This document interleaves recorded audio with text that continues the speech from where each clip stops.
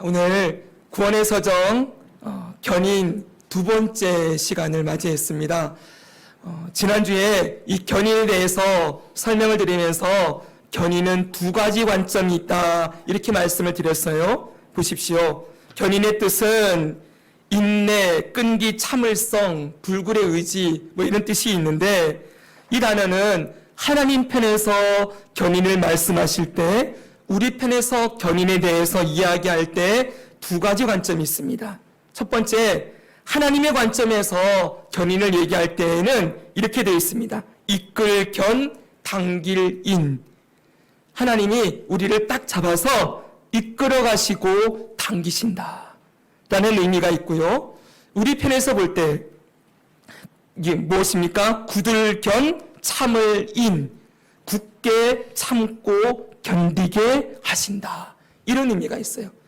그러니까 하나님이 밀고 당기고 그리고 우리 쪽으로도 하나님이 끝까지 견디고 이길 수 있도록 이 손을 끝까지 놓지 않고 주님 붙들고 갈 수 있도록 인도해 주시는 것, 이것이 바로 견인이라는 것입니다.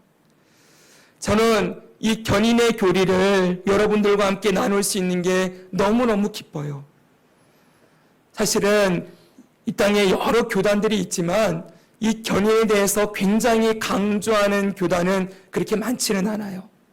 저와 여러분이 속한 이 장로교단은 이 견인 교리가 너무나 중요해요. 왜냐하면 하나님의 주권에 대한 아주 중요한 핵심을 우리들에게 가르쳐주고 있기 때문입니다. 우리가 좀 전에 주일학교 설교에서 보았지만 구원의 손을 우리가 얘기할 때 구원이 나에게 있다면, 내가 만약 구원을 유지하는 존재라고 한다면 어떻게 했어요? 내가 손을 놓으면 구원에서 떨어지는 거죠. 손을 잡으면 또 구원이 유지되는 거고, 내가 손을 내면 또 구원에서 떨어지는 거고, 끊임없이 구원이 왔다 갔다 할 수밖에 없습니다. 그러나 하나님의 손에 우리가 구원의 능력을 두고 있으면 내가 때로는 손을 놓고 쓰러지고 실패하고 죄에 넘어질 때도 여전히 하나님의 손이 나를 붙들고 있기 때문에 이 구원이 안전하다. 우리의 구원이 안전하다라는 걸 가르쳐주고 있기 때문에 저는 이게 너무 감사해요. 왜냐하면 여러분, 제가 앞에 목사로 여러분 앞에 서 있지만 제 밑바닥을 저 들여다보면은 다를 게 아무것도 없지요. 저 앞에 서 있는 목사님은 맨날 말씀을 저렇게 전하시고 맨날 성경 읽고 교회에서 생활하시니 뭔가 우리보다 훨씬 더 거룩할 거야 라고 생각할지 모르겠지만 전혀 그렇지 않습니다. 하나님의 영광의 빛 앞에 서면 우리가 누가 하나님 앞에 나는 저 사람보다 내가 더 의롭습니다, 내가 저들보다 훨씬 낫습니다 라고 말할 자가 누가 있겠습니까? 저 위에 계신 하나님이 우리를 바라보면 천부 시꺼먼 머리만 보여요. 하나님 앞에 도토리 키재기지요. 누가 우리보다 더 나은 사람이 있고 누가 나보다 못한 사람이 어디 있겠어요? 하나님의 그 빛 앞에 서면 누구나 멸망받고 저주받고 심판받아야 마땅한 존재요. 우리는 구원받아 하나님의 자녀가 되었다고 하지만 여전히 부끄러움과 수치와 연약함을 가지고 있는 존재일 뿐입니다. 그런 우리를, 그런 저를 끊임없이 용납하시고 붙들어 주시고 끝까지 놓지 않으신다. 그것이 요즘 들어서 너무나도 감사해요. 하나님이 세상을 사랑하사 독생자를 주셨으니 이는 그를 믿는 자마다 멸망하지 아니하고 영생을 얻게 하려 하심이라. 영원히 멸망하지 아니한다. 영원히 끊어지지 아니한다. 그 구원의 줄이 절대로 끊어지는 일이 없다. 여러분, 이것을 우리가 생각할 때마다 감사가 더 넘쳐나겠지요? 더 감사가 넘쳐나고 거기 안에 얼마나 큰 은혜가 있는지를 더 절절히 경험하게 됩니다. 그런데 여러분, 이 견인을 오해하는 사람들, 이 오해하는 사람들은 이 견인에 대해서 이렇게 말을 해요. 보십시오. 한 번 구원받은 성도는 어떻게 살아도 구원을 받는다. 이게 견인의 교리라고 얘기하는 거예요. 한 번 구원받은 사람은 어떻게 살아도 구원받네. 이것을 비꼬는 듯이 비판하는 시선으로 바라보기 시작하면, 야, 구원받았다고 하는데 구원받은 사람들이 엉망으로 살아도, 어떻게든 살아도 어차피 구원은 받는다고 하는 거니까 오히려 이 견인교리가 그리스도인들에게, 믿는다고 하는 사람들에게 도덕 불감증, 오히려 윤리적으로 도덕적으로 더 타락하고 마음대로 살아도 무조건 용서받는다는 걸 가르쳐주고 있어서 오히려 죄와 방종을 조장하는 그러한 교리일 뿐이다 라고 비판을 해요. 여러분, 그런데 여기에는, 이 명제에는 중대한 오류가 두 가지가 있어요. 이렇게 말할 때, 첫 번째, 구원받은 성도가 자기 마음대로 마음껏 죄를 지으며 살 수 있는가라는 문제예요. 그럴 수 있습니까? 없습니까? 정말 구원받아 하나님의 자녀가 된 자가 마음대로 예전처럼 죄를 지으며 살 수 있을까요? 없을까요? 그럴 수 있다, 없다? 분명하게 얘기해 주세요. 있어요, 없어요? 없다라는 걸 지금까지 누누이 배워왔잖아요. 누가 계시기 때문에? 우리 안에 성령님이 계시기 때문에. 성화의 구원 우리가 배워왔잖아요. 그렇지요? 성화가 뭐예요? 죄를 이기고 하나님의 형상을 회복하게 하신다. 이게 성화의 목적이었죠. 성령이 계시는 사람은 절대로 이전처럼 똑같이 죄를 먹고 마시며 마음껏 자기 마음대로 살아갈 수 없어요. 삶에 성령님이 일으키는 거룩한 변화, 브레이크들이 계속 걸리게 되어 있죠. 근데 여러분, 이거는 오해하면 안 되는 게, 무조건 예수님 믿는 사람이 하나도 죄를 안 짓게 된다, 완전히 새로운 사람이 돼서 360도 사람이 변해서 완전히 죄를 안 짓는 완전한 사람이 된다 라고 가르치는 게 절대 아니라는 걸 우리가 늘 이해를 해야 돼요. 제가 말씀드렸죠. 100점 100패 하던 사람이 이제는 99패 1승, 98패 2승, 90패 10승, 80패 20승, 점점 더 이기는 숫자들이 많아지게 되어지는 그 변화가 일어나는 거라고 말씀드렸죠. 그리고 이건 다른 사람이 판단할 수 없어요. 왜요? 대부분의 죄들은 우리 마음속에서 일어나는 거잖아요.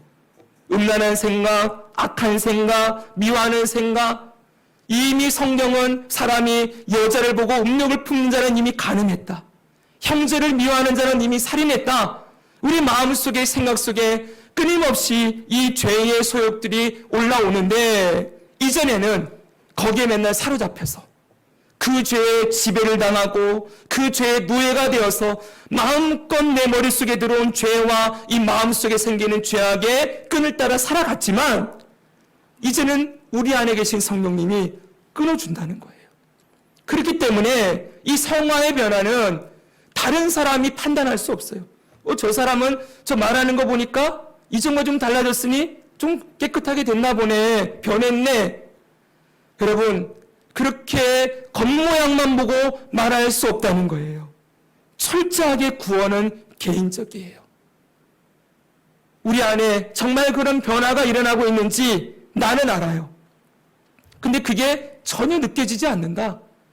내 안에 교회는 다니는데 여전히 옛날처럼 마음껏 살아도 브레이크가 안 걸린다. 그럼 조심스럽게 의심해 봐야 돼요. 그 안에 성령님이 안 계실 수 있는 거죠. 한마디로 주인이 바뀌지 않은 사람, 교회만 다니고 종교 생활을 할 뿐 정말 예수님을 믿는 믿음은 없는 사람일 수 있다는 것이지요. 이건 남이 판단할 수 없어요. 우리가 봐야 되는 것이죠. 근데 분명한 사실은 정말 그 안에 예수님이 계신 사람, 그가 소명으로부터 중생칭의 그리고 양자됨까지 이루어져서 구원을 받은 자라면 그가 연속적으로 마음껏 자기 마음대로 이전처럼 죄를 지으며 살 수 없습니다. 그래서 한번 구원받았으니 마음대로 살아도 구원받는다, 이렇게 말할 수 없다는 거예요. 왜? 마음대로 살 수 없기 때문에. 분명하지요? 그럴 수 없습니다. 두 번째, 여러분 여기에는 주어가 잘못됐어요. 뭐가 잘못됐냐? 여기 주어는 구원받은 사람은 여기에 있어요. 구원받은 사람음에 주어가 있는 거예요. 사람이 주어예요. 그런데 지금까지 우리가 배운 구원의 서정은 구원은 누가 일으키십니까? 하나님이. 엄밀하게 말하면 하나님이 오신 성령님이 구원을 적용시키셔서 일으키시죠? 그렇죠, 여러분? 네. 하나님이 구원하신 사람은 이게 아니라 그냥 구원받은 사람은 어떻게 살아도 구원받는다. 여기에는 이 명제에는 하나님이라는 단어가 나오지 않아요. 그렇기 때문에 틀렸어요. 그래서 여러분, 구원받은 사람, 그냥 구원받는 사람이 아니라 견인을 정리하면 이렇게 되는 거예요. 따라합시다. 하나님 아버지는 구원하셔서 자녀로 삼으신 성도들을 끝까지 믿음을 지키고 인내하도록 이끄셔서 반드시 영화에 이르게 하신다. 아멘. 하나님이 구원하신 사람은 끝까지 견디고 이기게 하시고 믿음을 지키게 하셔서 마지막 영화의 구원에까지 이르게 하신다. 이것이 견인이 강조하는 내용이에요. 이 내용을 잘 축약해서 우리에게 보여주는 성경 구절이 오늘 우리가 읽은 지난주에 이어서 오늘도 읽은 이 본문이에요. 여러분 다시 한번 로마서 8장 29절 30절을 보시기 바랍니다. 하나님이 미리 아신 자들을 또한 그 아들의 형상을 본받게 하기 위하여 미리 정하셨으니 하나님이 미리 아신 자들을 정했다는 거예요. 그리고 그 정한 자들을 또한 부르시고 소명 불러주시고 그들을 또한 의롭다 하시고 칭의 그리고 그 다음에 뭐가 나옵니까? 그들을 또한 영화롭게 하셨느니라. 여러분 미리 부르신 자들 소명이 일어난 사람은 반드시 어디까지 가는 거예요? 영화까지 간다는 거예요. 할렐루야. 9가지 구원의 서정 단계를 다 말해놓지 않았지만 처음부터 끝이 나와버렸어요. 소명, 부르신 자는 영화에 이르게 하신다. 절대로 이 구원이 중간에 끊어지거나 취소되거나 절대로 없어지지 않는다라고 선언하고 있어요. 어떻게 그럴 수 있습니까? 여기 보니까 특별히 영화롭게 하셨느니라 그랬죠? 하셨다 그랬어요. 따라합시다. 하셨다. 하실 것이다가 아니에요. 영화롭게 하셨다. 헬라어는 이 신약성경은 헬라어로 쓰여졌는데요. 아람어도 물론 섞여 있지만 헬라어는 동사의 시제가 굉장히 중요해요. 이게 어떤 시제냐라고 했을 때 우리 영어 공부도 하면은 이게 미래형이냐 완료형이냐 나오잖아요. 그렇죠? 예, 헬라어 동사의 시제는 너무 중요한데 이 영화롭게 하셨다 여기는 완료형이에요. 이 완료형은 뭐냐면은 이미 이루어지고 끝났다는 거예요. 이게 계속 유지가 된다는 거예요. 완료라고 했을 때는 영화롭게 하신 사건이 계속 이어지게 된다는 거예요. 이미 선언해 놨어요. 소명 부르신 자는 영화에 반드시 이르게 된다. 이것을 이미 이루어졌다라고 선언하고 있다는 것이죠. 그리고 38, 39절에 이렇게 말합니다. 무엇이 그것을 가능하게 했는가? 무엇이 소명을 얻은 자가 영화에 이르게 되는 일을 가능하게 되었는가? 그랬더니 그게 바로 하나님의 끊을 수 없는 사랑 때문이다 라고 결론을 내리고 있지요. 이 말씀을 같이 읽겠습니다. 시작. 내가 확신하노니 사망이나 생명이나 천사들이나 권세자들이나 현재일이나 장래일이나 깊음이나 다른 어떤 피조물이라도 우리 주 그리스도 예수 안에 있는 하나님의 사랑에서 끊을 수 없으리라. 아멘. 이번 주 암송 구절이어서 제가 다 배웠는데 또 하려고 그러면 이렇게 잘 안 됩니다. 자, 우리 주 그리스도 예수 안에서 하나님의 사랑이 끊어지지 아니한다. 할렐루야. 바로 그 사랑이 우리의 구원이 완전하고 영화에까지 이를 것을 보증해 준다라고 말씀하고 있는 거예요. 사랑하는 여러분, 우리는 성경 곳곳에서 이 하나님이 끝까지 우리의 구원을 지키시고 인도하신다는 사실을 여러 성경 구절을 통해서 확인할 수 있습니다. 지난주 오늘 주일학교에서 살펴본 말씀 요한복음 10장 27, 28절 같이 한번 읽습니다. 내 양은 시작. 내 양은 내 음성을 들으며 나는 그들을 알며 그들은 나를 따르느니라. 내가 그들에게 영생을 주노니 영원히 멸망하지 아니할 것이요 또 그들을 내 손에서 빼앗을 자가 없느니라. 아멘. 아멘이지요? 요한복음 5장 24절도 보겠습니다. 내가 진실로 너에게 이르노니 내 말을 듣고 또 나 보내신 이를 믿는 자는 뭘 얻었어요? 영생을 얻었고 그랬지요. 얻었고 완료형. 얻은 상태가 계속 지속된다. 영생을 얻은 상태가 영원토록 지속된다는 거예요. 그리고 심판에 이르지 아니하니 사망에서 생명으로 옮겨드니라. 아멘. 여러분 요한복음 6장 37, 3에서 40절까지도 보십시오.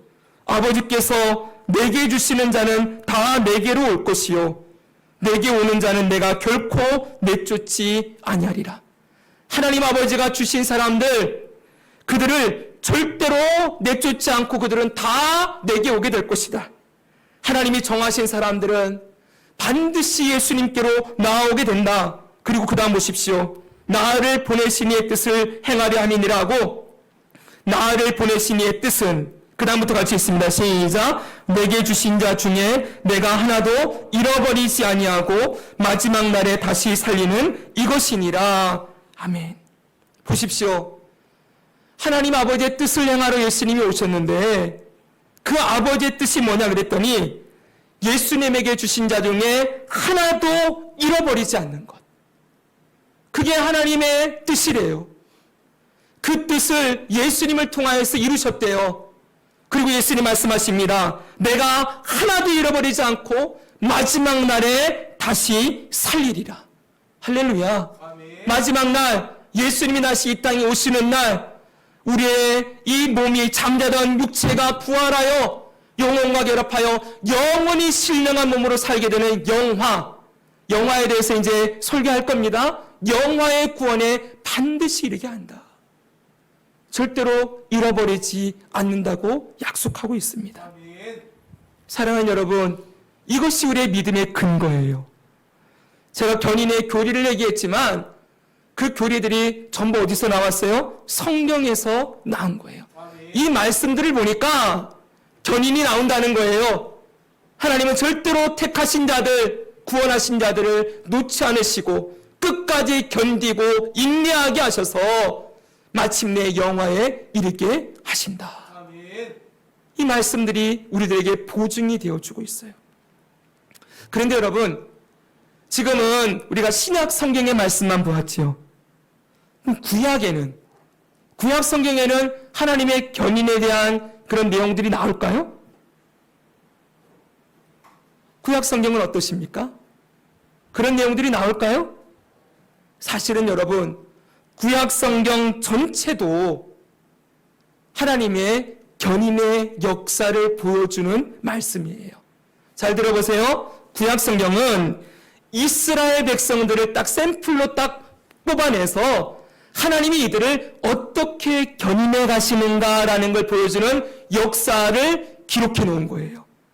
이스라엘을 향한 하나님의 견인의 역사.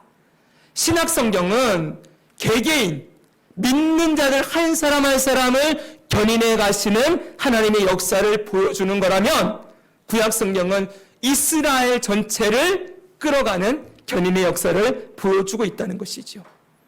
요즘 젊은이들이 많이 하는 말이 하드캐리 한다 그러잖아요. 무슨 말입니까?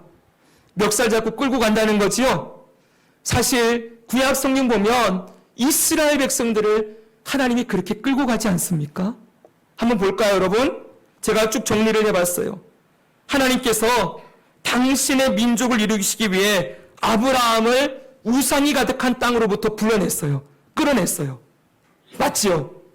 그리고 자식이 없던 아브라함에게 약속을 주시고 100세 된 아브라함에게 아들 이삭을 주세요. 하나님이 그의 삶에 구원과 생명의 역사를 일으키시죠. 그럼 보십시오. 혹독한 기근의 때 야곱의 가족을 애굽 땅으로 인도해서 안전하게 살게 해요. 그 다음 넘겨주세요. 이제 애굽 땅에 430년 동안 노예로 살던 이 이스라엘을 모세를 통하여서 구원해내세요. 그리고 40년 광야 생활 동안 이들이 끊임없이 위협을 당하고 믿음도 잃어버리고 원망하고 불평하고 하지만 그들을 절대 놓지 않아요. 안전하게 가나안 땅으로 인도하시지요. 그리고 그렇게 된 가나안 땅에 살면서 이들이 죄악으로 다시 무너지고 나라가 분열되어 다 망하게 됐을 때에도 하나님은 그들을 다시 구원하셔서 포로 생활에서 다시 건지시고 견인해 주세요. 끝까지 다윗 왕조를 지켜주시고 마침내 예수님까지 보내주십니다. 할렐루야. 아멘. 그럼 구약성경 전체가 이스라엘 민족을 향한 하나님의 끊임없는 견인의 역사가 보여지는 그러한 책 아닙니까? 그렇죠, 여러분? 제가 지금 억지로 끼워 맞추는 게 아니지요. 네, 구약성경은 이스라엘을 끝까지 놓지 아니하시고 이스라엘은 끊임없이 하나님의 손을 놓아요. 하나님 버리고 우상 숭배하고 다른 민족을 의지하고 더럽고 악한 죄에 무너지지만 하나님은 끊임없이 이들을 불러서 너는 내 아들이라, 내가 너를 지명하여 불렀다, 너는 내 것이다 하면서 그 백성을 붙들고 가시면서 내 사랑하는 내 백성들아 어찌하여 나를 버리려고 하느냐. 너희는 나를 버리려고 하지만 나는 끝까지 너희를 버리지 않을 것이다. 그러면서 약속의 말씀을 지키고 딱 붙들고 하르케리 끌고 가시는 거예요, 하나님. 사랑하는 여러분, 이스라엘이 자신들의 구원을 위해서 한 일이 뭐가 있습니까?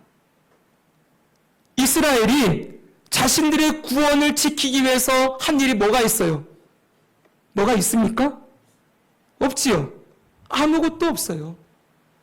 그러나 하나님은 그들에게 주신 구원의 끈을 절대 놓지 않으시는 거예요. 하나님이 그 손을 놓으셨다면 이스라엘은 벌써 역사 속에서 사라졌을 거예요. 그러나 하나님은 지키십니다. 그래서 여러분, 구약 성경에 가장 많이 나오는 단어 중에 하나가 인자라는 단어예요. 보여주십시오. 인자. 이 인자는 여호와의 인자하심이 영원함이로다. 시편 120편에만 무려 이 인자라는 말이 113번이 나와요. 시편에만. 구약 성경에 가장 많이 쓰여진 단어예요. 이 단어는 히브리어로 헤세드예요. 여러분, 인자가 뭔지 아십니까? 그냥 인자롭다 그런 얘기가 아니라 약속을 끝까지 지키는 사랑, 이거예요. 보십시오, 여러분. 하나님이 이스라엘을 부르셨어요. 너는 내 백성이다. 이스라엘이 시내 산에서 하나님과 언약을 맺어요. 이제 우리는 하나님만을 섬기겠습니다. 손을 꽉 잡았어요. 그렇죠, 여러분? 그런데 이스라엘이 가다가 어떻게 해요? 약속을 깨지요. 하나님을 버리고 손을 놔버려요. 근데 하나님이 어떻게 합니까? 잡고 계시죠? 바로 이게 인자라는 거예요. 끝까지 약속하신 것을 끝까지 지켜나가는 사랑. 하나님이 그래서 인자하신 분이시다라고 찬양하는 거예요. 사랑하는 여러분, 바로 이 인자가 오늘 신약성경으로 오면은 하나님이 미쁘시다라는 말이 되는 거예요. 우리 지난주에 봤던 고린도전서 1장 8절 9절 같이 한번 읽겠습니다. 주께서 시작. 주께서 너희를 우리 주 예수 그리스도의 날에 책망할 것이 없는 자로 끝까지 견고하게 하시리라. 너희를 불러 그의 아들 예수 그리스도 우리 주와 더불어 교제하게 하시는 하나님은 미쁘시도다. 아멘. 사랑하는 여러분, 고린도 교회는 한마디로 말하면 엉망진창인 교회였어요. 그 고린도 교회 안에 당파 싸움이 일어납니다. 4개의 파당으로 싸워서 나는 바울파, 아볼로파, 베드로파, 예수님파 해가지고 서로 싸우고 있습니다. 싸우다가 마침내는 세상 법정에다가 고소 고발까지 해요. 교회 안에 음행도 있습니다. 누군가가 아버지의 첩을 간음을 해서 아들이 간음을 해서 그 일이 교회 안에 불거졌어요. 교회 안에 은사 논쟁도 있습니다. 누가 받은 은사가 크냐, 네가 크냐, 내가 크냐 이러면서 서로 은사를 가지고 싸웁니다. 그리고 부활이 있냐 없냐 그러면서 부활이 있다 없다 이러면서 또 싸우고도 있어요. 엉망진창이죠. 그래 안 그래요? 그런데 1장입니다. 1장에 바울이 그들을 향하여서 편지를 쓰는데 뭐라고 해요? 너희 주께서, 우리 주 예수님께서 너희를 우리 주 예수 그리스도의 날에, 우리 주 예수 그리스도의 날이 언제예요? 예수님 다시 오시는 날. 그때 책망할 것이 없는 자로 끝까지 견고하게 할 것이다. 지금은 흠과 티가 너무 많아요. 주님 앞에 너무나도 더러워요. 구원받았다고 하는 그 사람들이 모여서 교회를 이뤘는데 그 교회 공동체가 엉망진창이에요. 흠도 많고 티도 많고 도무지 사랑할 조건이 보이지 않는 그들인데 사도 바울이 선포하는 거예요. 너희를 우리 주 예수 그리스도의 날에 책망할 것이 없는 자로 끝까지 뭐하게 하신다? 뭐하게 하신다고요? 견고하게 하신다. 할렐루야. 아멘. 그러면서 얘기해요. 너희를 불러서 그의 아들 예수 그리스도 우리 주와 더불어 교제하게 하시는 하나님. 이렇게 엉망진창인데 그들을 불러다가 계속 예수님 만나게 해주신다는 거예요. 지금 내 모습 보면 예수님을 만날 조건이 아무것도 안 보이죠. 여러분 예수님 앞에 나아갈 때마다 부끄러울 때 너무 많죠. 이런 나를 끊임없이 용납해 주시는가? 내가 이러고도 어떻게 예수님 앞에 나아갈 수 있는가? 사랑하는 여러분, 저는 몇 번 얘기했지만 저희 아버님 목회할 때 저를 맨 앞에서 맨날 예배드리게 했다 그랬지요. 정말 부끄러운 얘기예요. 제가 고등학교 2학년 때부터 부모님한테 반항하느라고 누가 가르쳐주지도 않았어요. 제가 혼자 담배 먹고 술 먹었어요. 반항하느라고. 우리 어머니 마음속에 내가 한번 못을 받아보겠다. 저한테는 우리 어머니가 증오의 대상이었어요. 술 먹고 담배 피면서 그렇게 다니는데 아버지가 개척교회예요. 저희 개척교회는 교회가 앞마당에 있었어요.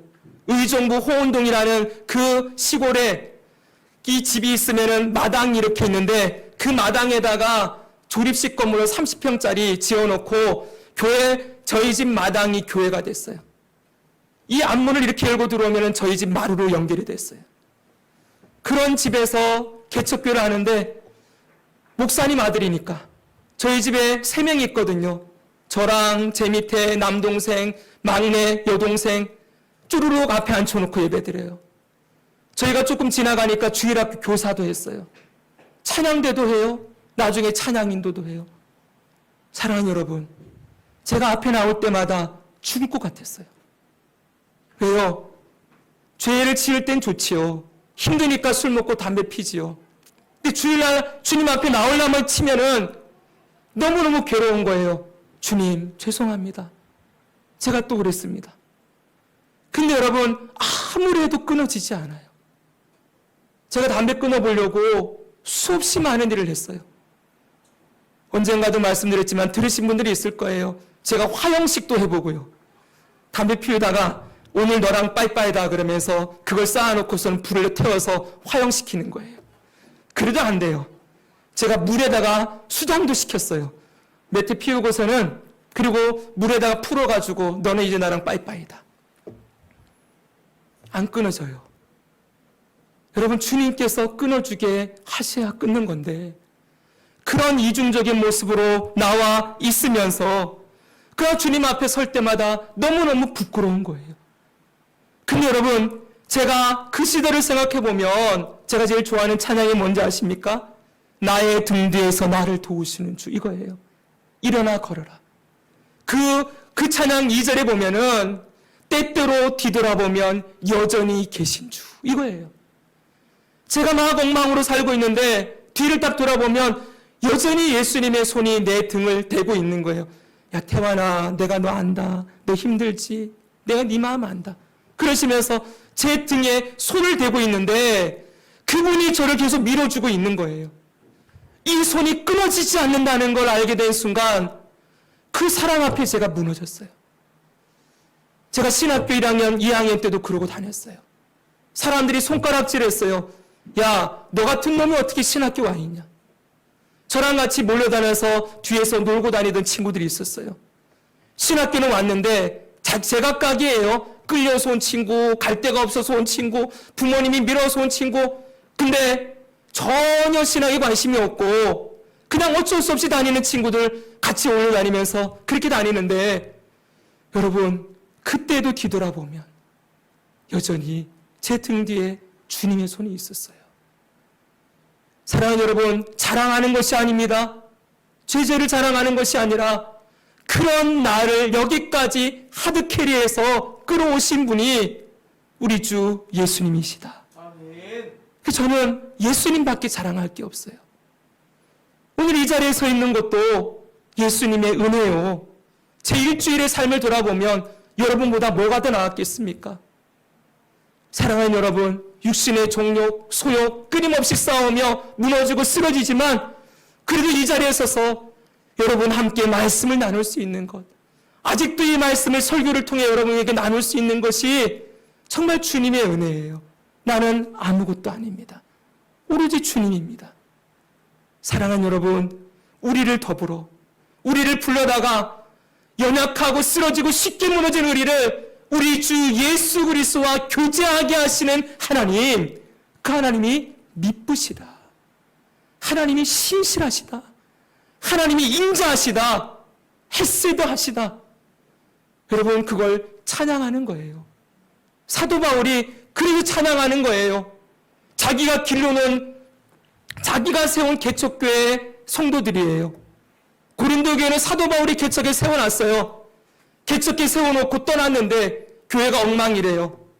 여러분 같으면 그 엉망인 교회를 향하여 편지를 보낸다고 한다면 무슨 말부터 꺼내겠습니까? 내가 니들 그렇게 가르쳤냐?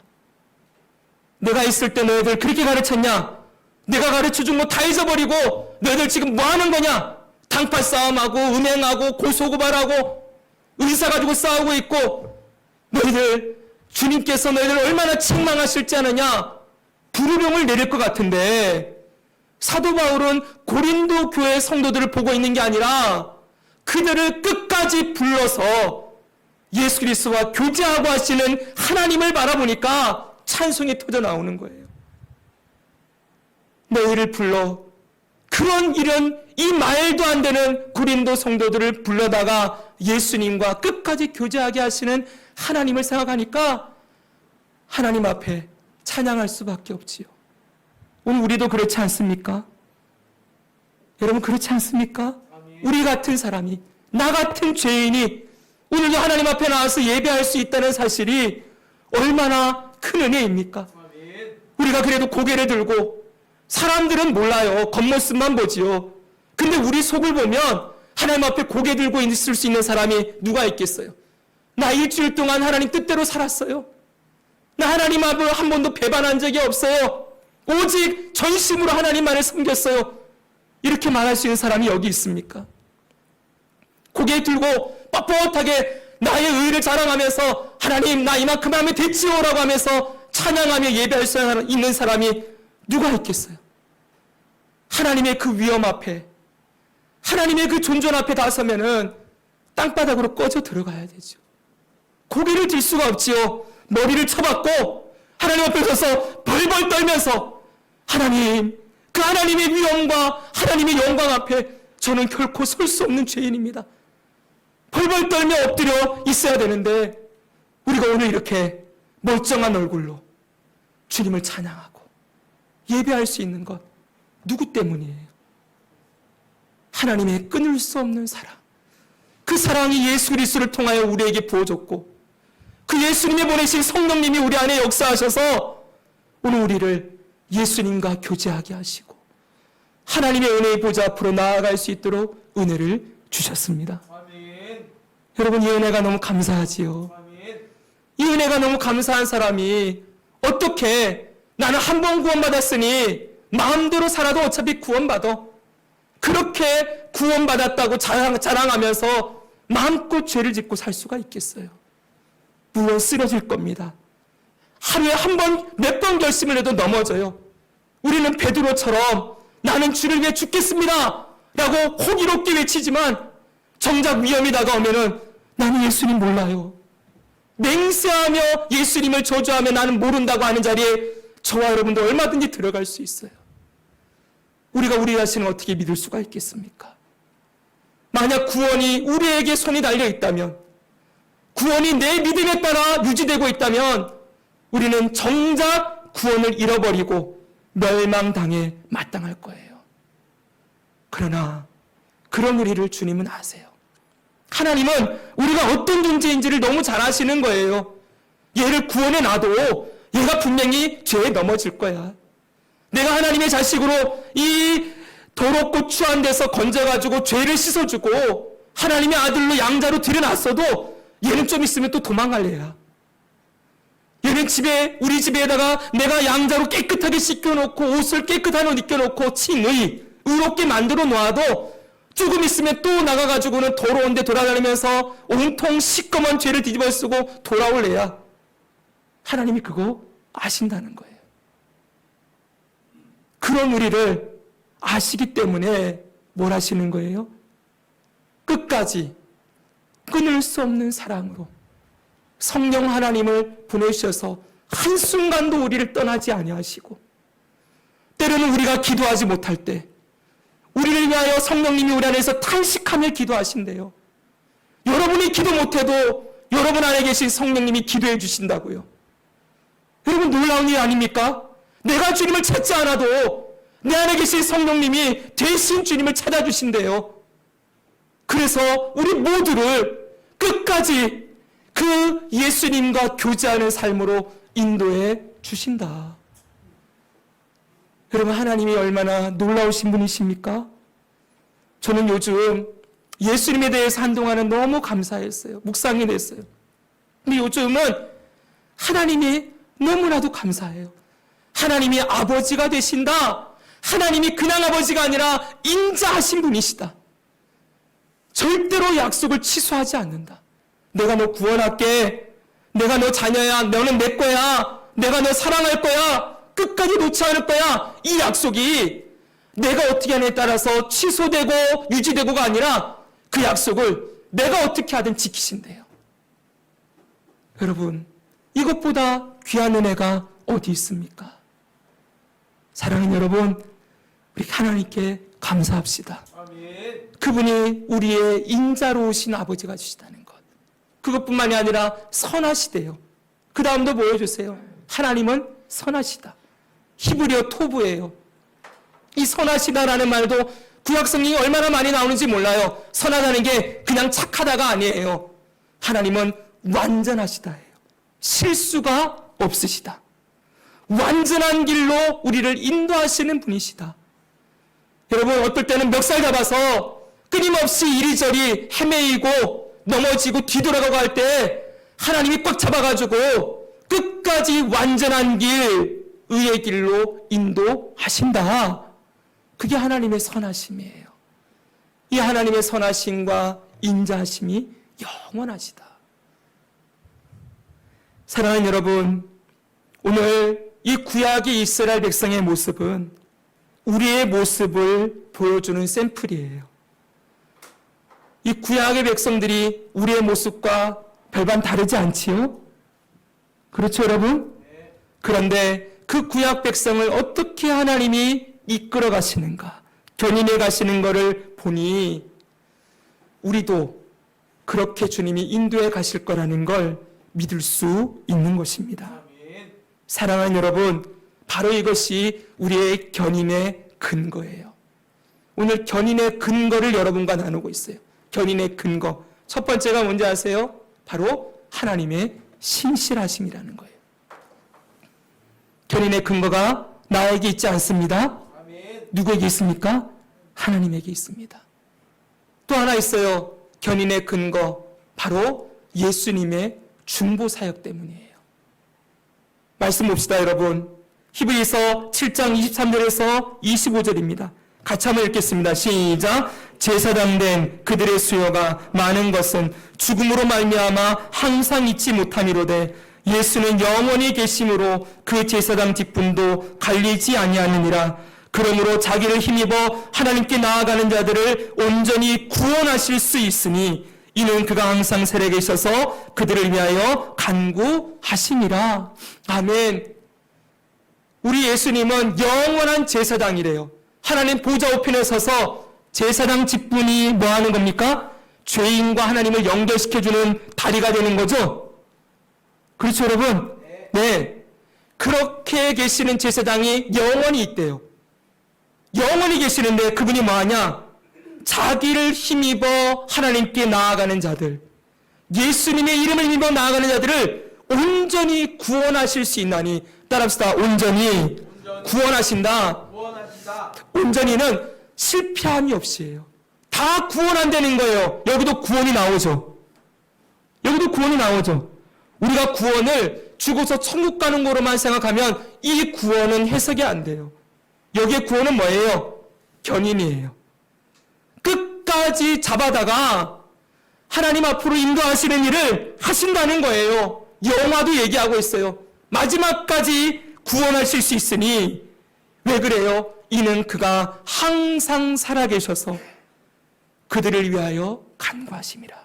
따라합시다. 예수님이 항상 살아계셔서 나를 위해 기도하신다. 아멘. 바로 이것 때문에 우리가 끝까지 구원이 안전한 거예요. 마지막 세 번째, 성령의 인치심도 있어요. 성령 하나님의 인치심. 에베소서 1장 13절 보십시오. 그 안에서 너희도 진리의 말씀, 곧 너희의 구원의 복음을 듣고 그 안에서 또한 믿어. 그 다음 뭐라고 되어 있어요? 약속의 성령으로 인치심을 받았으니. 그랬죠? 인치심은 도장 찍었다는 거예요. 너는 하나님의 것이다, 구원받은 하나님의 자녀다라고 성령이 딱 도장을 찍었어요. 그런데 여러분, 이게 1장입니다. 앞에 2절이. 근데 그 밑에 또 나오죠.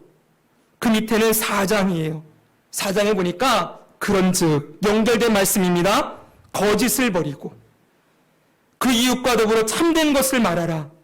우리가 서로 지체가 됨이라. 분을 내어도 죄를 짓지 말며 해가 지도록 분을 품지 말고 마귀에게 틈을 주지 말라. 무슨 얘기하고 있어요? 너희가 인치심 받은 존재이기 때문에 이렇게 살지 말라는 거예요. 이걸 거꾸로 뒤집어 얘기하면 우리가 인치심을 받았지만 여전히 이런 죄를 지을 수 있다는 거죠. 그래요, 안 그래요? 맞지요? 네, 거짓을 말할 수도 있어요. 이웃과 더불어 참된 것을 말하지 않을 수도 있어요. 분을 내고 죄를 짓고 해가 지도록 분을 품지 말라고 했는데 계속 분노를 우리가 쏟아내고 있을 때도 있어요. 그 다음은 또 이런 얘기도 해요. 도둑질하는 자는 도둑질하지 말고 돌이켜 가난한 자들을 구제할 수 있도록 자기 손으로 선한 일을 하라. 무릇 더러운 말은 너희 입 밖에도 내지 말고 덕을 세우는데 소용되는 대로 선한 말을 하여 듣는 자들에게 은혜를 끼치게 하라. 도둑질하고 거짓말하고 그리고 더러운 말을 내뱉는 일 하지 말라는 건 뭐예요? 너희가 할 때도 있다는 거예요. 예수 믿는 자가 절대로 이런 죄 안 지르진다, 성경은 그렇게 말하고 있지 않아요. 성령의 인치심을 받았음에도 불구하고 이런 일을 할 수 있지만 그 다음 뭐라 그래요? 하나님의 성령을 근심하게 하지 말라. 이런 죄를 저지를 때 우리가 분노하여 해가 지도록 분을 계속 가지고 있으면서 있을 때 성령이 근심한다는 거예요. 더러운 말로 사람들을 무너뜨리고 있을 때 성령이 근심할 것이다. 성령이 근심하게 하는 죄들이 앞에 나오는 죄들이에요. 그런데 성령을 근심하게 하지 말라. 그 안에서 너희가 구원의 날까지 인치심을 받았느니라. 때로는 예수 믿는 자들이 이런 죄의 동목, 이런 목록들로 성령을 근심하게 하고 은혜 안에 계신 성령님이 탄식할 때가 있지만 잊지 말라는 거예요. 너희가 성령께서 인치심이 구원의 날까지 계속 되는 존재다. 너희는 성령의 인치심 받은 자들이니 성령을 근심하게 하지 말고 이런 죄에서 너희가 떠나라 라고 말씀하는 거예요. 성령의 인치심이 이런 사람들은 지워진다 라고 말하지 않았지요. 그렇죠, 여러분? 너희 성령의 지심 받았는데 이렇게 살았으니 성령의 근심하고 인치심이 없어진다, 무효화된다, 이렇게 말하지 않고 너희가 구원의 날까지 인치심을 받았다. 여기도 완료형. 너희가 인치심 받은 자들이니 이런 죄를 멀리하고 이 죄에서 벗어나라 가르치고 있어요. 사랑하는 여러분, 이게 바로 우리의 구원의 견인의 근거예요. 첫 번째가 뭐였습니까? 하나님의 신실하심. 두 번째가 뭐였지요? 예수 그리스도의 중보사요. 세 번째가 성령의 인치심. 전부 삼위일체 하나님에게 우리의 구원의 근거가 있지요? 아멘이지요? 바로 그걸 강조하는 거예요. 사랑하는 여러분, 이제 우리 한 주간 또 어떻게 살아가시겠습니까? 나는 구원받은 자이니 마음대로 살아도 구원받아. 우리 그럴 수 없지요. 우리를 향하신 그 하나님의 사랑이 끊임없이 우리에게 임하고 있다는 것을 알고 있다면, 우리가 그것을 정말 믿는다면 나를 사랑하신 그분, 나도 사랑하고 싶습니다. 주님, 제가 쉽게 넘어지고 쓰러지는 존재이지만 이제는 더 이상 이렇게 살지 아니하고 신실하신 하나님처럼 나도 신실하게 주를 향한 사랑을 지키며 살기를 원합니다. 도와주십시오. 따라합시다. 나의 믿음 없음을 도와주십시오. 내가 죄를 이길 수 있도록 건져주십시오. 믿음을 지키도록 인도해 주십시오. 끊임없이 예수님의 이름을 부르며 호소하고 주님의 이름 앞에 나아가 도움을 구하며 나아가는 것. 이게 늘 회개의 삶이에요. 회개의 삶으로 주님 앞에 나아가는 것. 그렇게 살아보시지 않으시겠습니까? 사랑하는 여러분, 이제 우리를 끝까지 놓지 않으시고 구원하시는 하나님의 그 크신 사랑, 끊을 수 없는 사랑이 우리에게 있음을 날마다 감사하고, 우리도 그 하나님 신실하심을 닮아서 신실하게 믿음을 지키고 나아가기를 결단하며 이 한 주간 살아가기를 소원합니다. 이제 다음 주 주제는 믿는 자들이 그러면 배교할 수 있는가? 이 견인의 교리에 대해서 반대하는 자들이 이야기하는 성경 구절들이 몇 구절 있어요. 믿는 자들이 하나님을 버리고 완전히 떨어질 수 있는가라는 부분에 대해서 함께 여러분과 나누게 될 거예요. 자, 다음 주 우리 말씀을 또 기대하면서 이번 한 주간 오늘 신 말씀 붙들고 믿음으로 견디고 이기고 인내하며 나아가는 저 여러분 되기를 주 예수님 이름으로 축복합니다. 아멘.